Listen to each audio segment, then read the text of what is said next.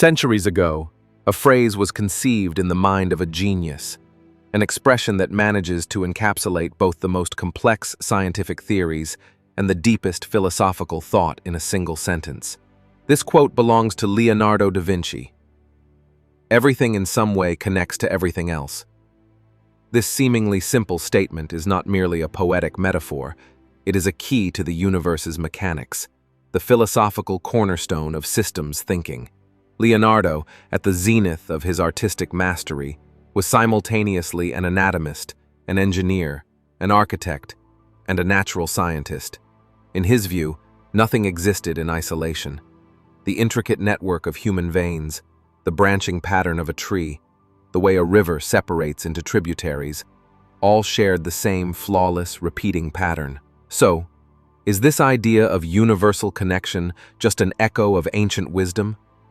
Or did this polymath foresee, centuries ahead of his time, the foundational concepts of complex systems, chaos theory, and ecology that modern science is only now truly grappling with? In this video, we embark on a journey to explore holism, the big picture where individual parts gain meaning only in relation to the whole.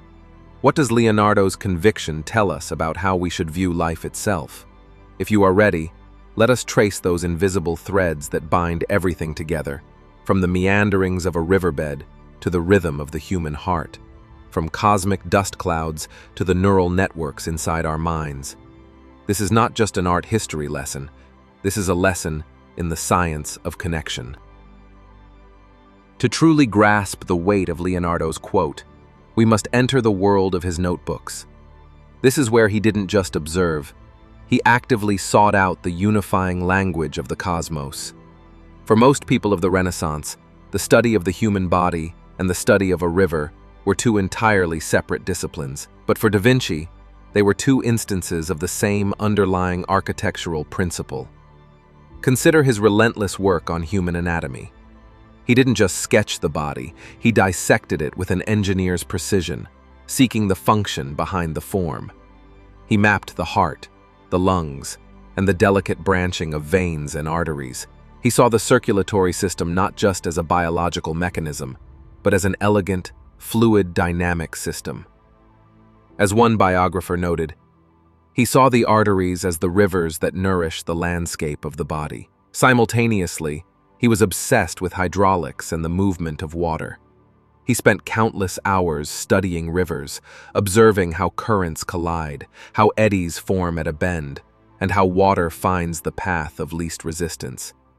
He sketched intricate diagrams of turbulent flow and laminar flow, attempting to master the very logic of liquid movement. This dual focus led to a revelatory moment of insight.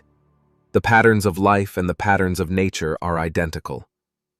He noticed that the way a main river channel splits into smaller tributaries mirrors the way the aorta branches into smaller arteries and arterioles. The geometry of a valve preventing backflow in the heart is echoed in the design of a lock or a dam he engineered to control a canal. He realized that the forces, the resistance, the flow, the pressure, were analogous if not identical across scales. This wasn't mere analogy. It was a foundational understanding of scale invariance, a concept modern mathematicians now call a fractal pattern. Leonardo observed that whether looking through a magnifying glass at a lung's air sacs or standing above a vast delta, the same self-similar complexity was at play. This is the power of interdisciplinary thinking. His artistry wasn't separate from his science. It was the tool that allowed him to see the whole. His eye for aesthetic harmony in a painting, like the Last Supper or the Mona Lisa, was simply a deeper reflection of the harmony he found in the laws governing the universe. Laws that dictate the spiraling growth of a snail shell, just as much as the spiral arrangement of petals on a rose. It is this profound synthesis of art and science that allowed him to state with such authority, "Everything connects." He literally saw the connection in the lines he drew. Leonardo da Vinci's observation that everything connects was essentially a pre-scientific articulation of what we now call systems thinking. Today, we don't just see this connection, we model it, we quantify it, and we are often deeply challenged by it. The scientific revolution of the 20th century, particularly the rise of disciplines like complexity theory and chaos theory, delivered the undeniable proof that Leonardo instinctively grasped.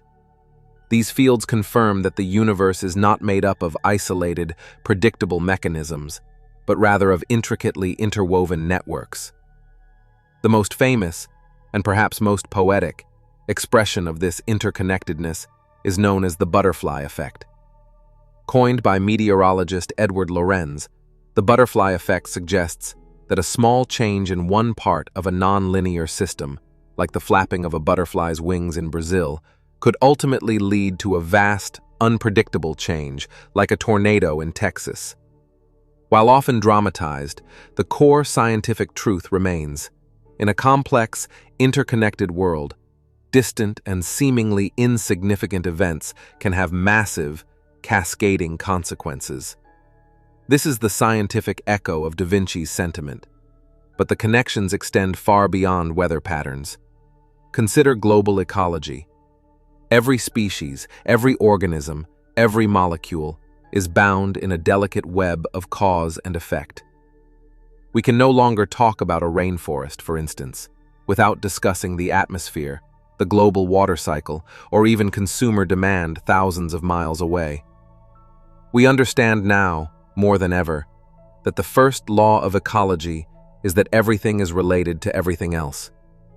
This principle, often attributed to Barry Commoner, is simply a contemporary restatement of Leonardo's wisdom. Think about our modern, human-made systems, the global economy, the internet, or even social media.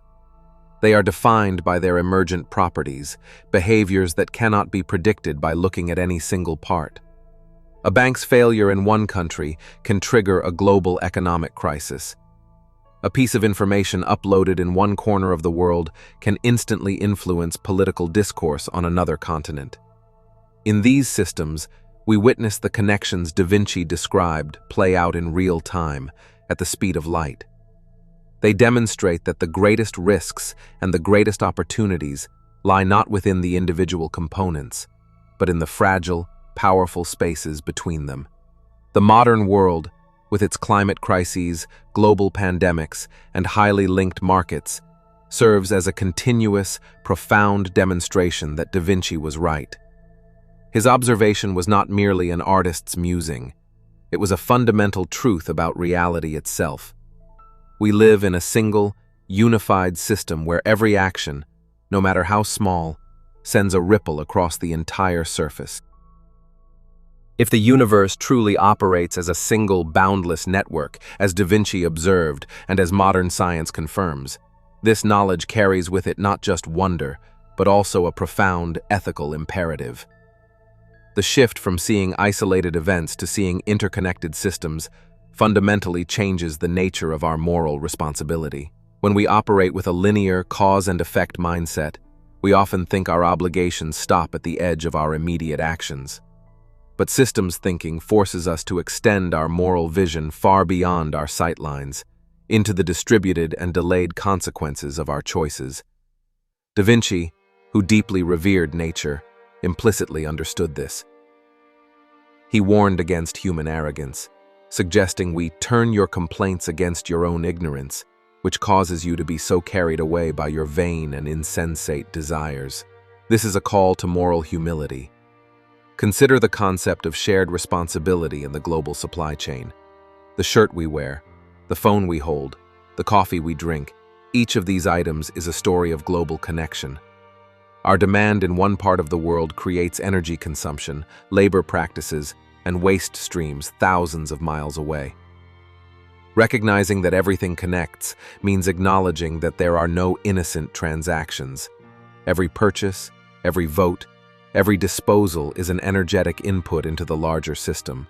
This systems-based ethic also challenges us to rethink who the stakeholders are. In a world where the health of the Amazon rainforest affects the air quality in London, and the melting of Arctic ice affects coastlines everywhere, the stakeholders are no longer just people. They are future generations, other species, and the ecological systems themselves. The solution, therefore, is not just technological, It is deeply philosophical and personal. It requires what thinkers call moral imagination, the ability to mentally project the ripple effects of our decisions across the entire interconnected web. When we internalize Leonardo's wisdom, we are compelled to ask, what is the long-term impact of this action on the whole? Am I solving a problem locally only to shift the burden somewhere else in the system? To live a connected life is to live consciously, to understand that your health is connected to the environment's health, your security is connected to global security, and your individual fate is inextricably linked to the fate of the collective. This section, then, serves as a crucial reminder. Seeing the connection is the easy part. Acting on the responsibility it demands is the true measure of our wisdom. Up until now, we've discussed Da Vinci's connection principle in the context of the external world, rivers, ecosystems, global crises. But the most profound application of this wisdom lies not outside, but inside the landscape of the human mind. We are often taught to approach life through reductionism, breaking down problems, knowledge, and even ourselves into smaller, manageable parts. We treat our anxiety separate from our diet, our work life separate from our family life, and our physical symptoms separate from our emotional state. This fragmented, isolating view can lead to a sense of perpetual disjointedness. Leonardo's philosophy, which predates the formal concept of holism, urges us to adopt the opposite view. It asks us to see the mind, body, and spirit as a single, indivisible system, where a disturbance in one area inevitably creates turbulence in all the others. This perspective offers an enormous opportunity for personal well-being. Holistic health, for example, is merely the application of Da Vinci's principle to the self. It recognizes that to truly heal or thrive, one must address the entire interconnected system. Our mental patterns, our physical activity, our emotional processing, and our relationship with our environment. By adopting a holistic mindset, we move from being reactive to our parts, treating a single symptom, to being responsive to the whole system. This is where the true genius of Da Vinci's creativity resides. His ability to seamlessly transition from painting a portrait to designing a flying machine was a function of his holistic mind, which saw no walls between disciplines. The Nobel laureate Dr. Jan Smuts, who popularized the term holism in the 20th century, described it as the ultimate synthetic, ordering, organizing, regulative activity in the universe. In essence, he was describing the drive to connect that Leonardo embodied. To cultivate this holistic mind, we must practice interdisciplinary living, reading outside our field, connecting our professional skills to our personal passions, and finding the same geometric patterns in our budgeting spreadsheet as we do in the leaves on the trees.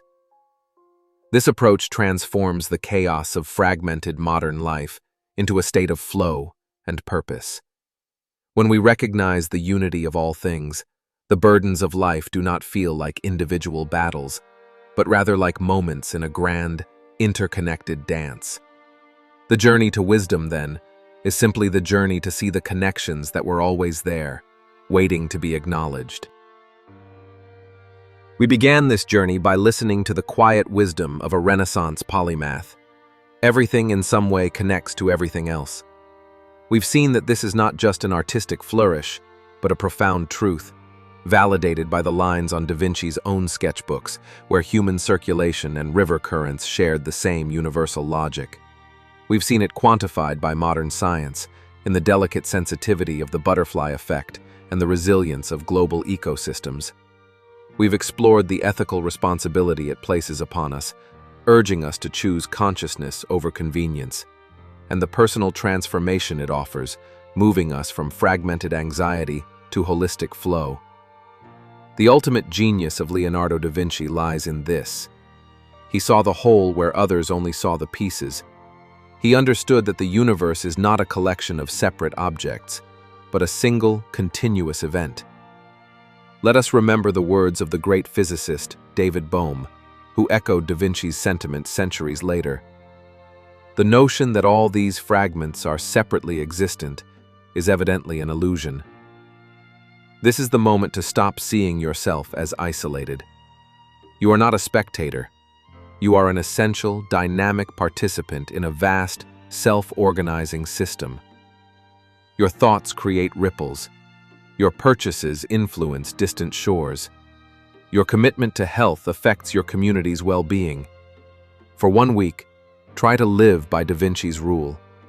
When you encounter a problem, whether it's professional, personal, or global, do not attack the symptom.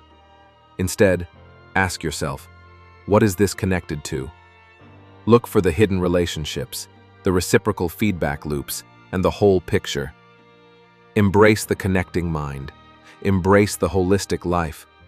Because when you truly see the threads that bind everything together, you begin to act not just for yourself, but for the entire masterpiece that is the living world. Thank you for watching. If Leonardo's vision inspired you to look for the connections in your own life, please like this video, share your most surprising connection in the comments below, and subscribe for more journeys into the wisdom of the masters.